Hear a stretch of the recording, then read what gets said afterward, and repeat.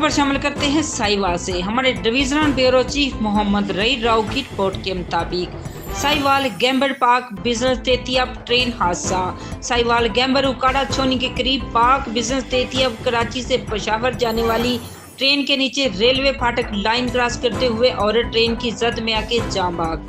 Sahiwal Gamber railway फाटक बंद होने की वजह से औरत लाइन पार करते हुए ट्रेन की जद में आके जान भाग हुई। गैम्बर जान भाग खातून की शनाख्त गुलाम फातिमा जोजा मोहम्मद जावेद उम्र 43 साल, रिहाइश 55-4R के नाम से हुई। महकमा रेलवे पुलिस राउ फरहान अली ASI चौकी इंचार्ज उकाड़ा ने कार्रवाई अमल में लाते हुए खातून की डेड बॉडी वुड्सा के हवाले कर दी। ट्रेन कराची से लाहौर जा रही थी।